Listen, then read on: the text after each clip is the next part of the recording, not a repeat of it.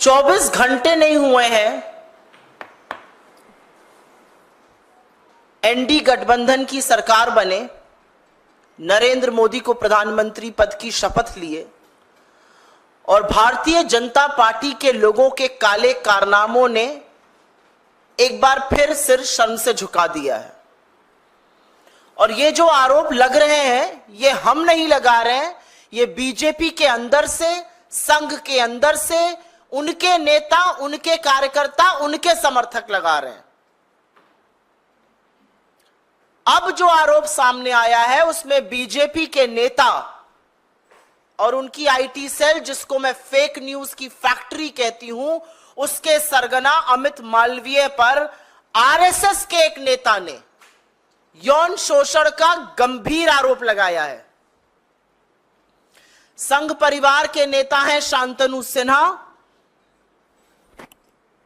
वो बीजेपी के बंगाल के पदाधिकारी राहुल सिन्हा के भाई हैं, एबीवीपी के सदस्य रह चुके हैं, हिंदू संघ के प्रमुख हैं। उनका कहना है कि बीजेपी आईटी सेल के प्रमुख अमित मालवीय बंगाल में औरतों का यौन शोषण करते हैं और सिर्फ 5 सितारा होटलों में ही नहीं, बीजेपी के दफ्तर तक में यह काली करतूतें चलती हैं। उन्होंने बंगाली में ट्वीट करके, बांग्ला में ट्वीट करके यह भी लिखा है कि बीजेपी नेताओं में होड़ लगी हुई है औरतों की आपूर्ति करने की। उनका कहना है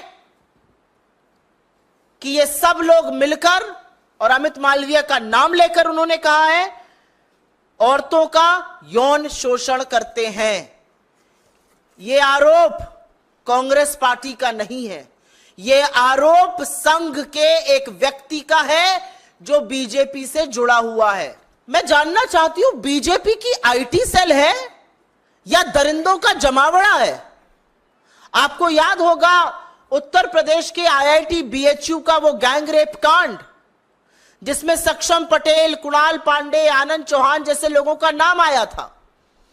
ये सब शीर्ष नेतृत्व ही नहीं, प्रधानमंत्री मोदी के बड़े करीबी लोग, लेकिन ये बीजेपी की आईटी सेल के संयोजक, सह संयोजक और उसके सदस्य थे। तो दरिंदों का जमावड़ा है क्या बीजेपी की आईटी सेल? आज सवाल इस बात का है, आज सवाल इस बात का है कि बीजेपी की आईटी सेल में कैसे लोग हैं भाई? एक ध्रुव सक्सेना था, आईएसआई की मुखबिरी करते हुए पकड़ा गया था, हिंदुस्तान में मुखबिरी करता था आईएसआई के लिए। ये किन दरिंदों से, किन लोगों से भरा हुआ है बीजेपी की फेक न्यूज फैक्ट्री, बीजेपी की आईटी सेल? और बीजेपी में कितने महिला विरोधी लोग हैं भाई? हाथरस से लेके लखीमपुर, लखीमपुर से लेके उन्नाव, उन्नाव से लेकर चाहे वो उत्तराखंड की अंकिता भंडारी हो, चाहे वो गुजरात की बेटी बिल्किस बानो हो, चाहे वो इस देश की सबसे होनहार खिलाड़ी बेटियां हो, हर बार आरोपी बीजेपी का नेता, कभी कुलदीप सेंगर, तो कभी चिन्मय आनंद, तो कभी ब्रजभूषण, तो कभी अंकिता भंडारी का हत्यारा जिसके पिता बीजेपी के नेता है। कैसे लोगों से बीजेपी भरी पड़ी है? और सवाल इस बात का है कि इतने गंभीर आरोप आपके बड़े पदाधिकारी के खिलाफ लगे, लेकिन एक शब्द नहीं बीजेपी की ओर से, कोई प्रतिक्रिया नहीं, कोई उस पर एक्शन लेने की बात नहीं। तो आज सवाल इस बात का है कि सुई टपक सन्नाटे का सच क्या है? किसको बचाया जा रहा है? क्यों बचाया जा रहा है? किसके कहने पर बचाया जा रहा है? अगर इतना बड़ा आरोप किसी बीजेपी के बड़े पदाधिकारी पर लगा है तो बीजेपी का नेतृत्व क्या कर रहा है? नरेंद्र मोदी किस मुंह से महिलाओं की संरक्षण की बात करते हैं जब वो संरक्षण हर बार आरोपी को देते हैं? महज संयोग नहीं है कि फिर से यौन शोषण का आरोप एक ऐसे व्यक्ति पर लगा जो सत्तारूढ़ दल में एक बड़े पद पर बैठा है, जो प्रचार प्रसार का एक तरह से प्रमुख है, जो नैरेटिव बनाता है। इस व्यक्ति ने अपना इतिहास इनका खखोल लीजिएगा, इतने ऐसे व्यक्ति को ऐसे पद पर बिठाना, यह बीजेपी का नैतिक दिवालियापन दिखाता है। यह वो व्यक्ति है जिसने खुलेआम पोर्नोग्राफी की बात करी है। यह वो व्यक्ति है जिसने विपक्ष के खिलाफ झूठ, मनगढ़ंत कहानियां, हर तरह के षड्यंत्र रचे हैं। राजनीतिक प्रतिद्वंद्विता को किनारे रखकर इसने देश के प्रथम प्रधानमंत्री पंडित नेहरू तक को नहीं बख्शा। उनकी अपनी बहन और भतीजियों के साथ की फोटो को इसने दुष्प्रचार करके चलाया, लांछन लगाए। इस आदमी ने राहुल गांधी के बयानों को काट छाट कर उनकी छवि धूमिल करने का कुत्सित प्रयास किया। इस व्यक्ति ने तमाम मर्यादाओं को लांघते हुए सोनिया जी के खिलाफ, विपक्ष के तमाम नेताओं के खिलाफ दुष्प्रचार किया। कोई राजनीतिक मर्यादा, कोई राजनीतिक शुचिता इस आदमी ने नहीं रखी और एक ऐसी फेक न्यूज फैक्ट्री बना दी बीजेपी की, जो सिर्फ झूठ, सिर्फ मनगढ़ंत कहानियां, मनोहर कहानियां रचती है, आधा सच और पूरा झूठ फैलाती है। तो आज हमारी मांग है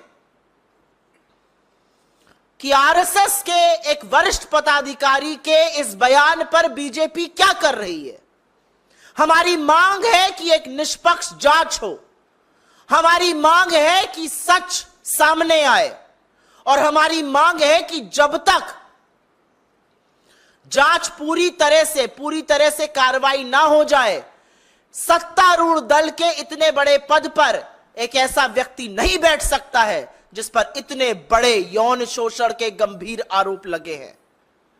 मैं पूछना चाहती हूं, मंत्रालय आवंटन तो अभी बाकी है, लेकिन क्या कोई नया बाल विकास मंत्री जो भी बनेगा या बनेगी, वो भी पहले वाली की तरह आंखों पर पट्टी और मौन व्रत रख लेंगी? इस देश में राष्ट्रीय महिला आयोग तो है, वो सिर्फ विपक्ष में जब कुछ होता है तो जागती है। इसका स्वतः संज्ञान नहीं लीजिएगा, नहीं जाइएगा कोलकाता, नहीं कीजिएगा कार्रवाई।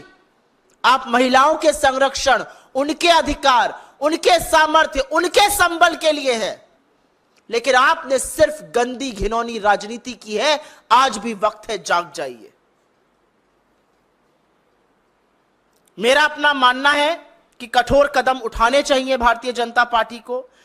हम मांग करते हैं निष्पक्ष जांच हो, और वो तभी संभव है जब इतने प्रभावशाली पद से वो व्यक्ति हटाया जाएगा, और ऐसे व्यक्ति को सजा भी मिलनी चाहिए, और उनको अपने पद पर बने रहने का कोई नैतिक अधिकार नहीं है।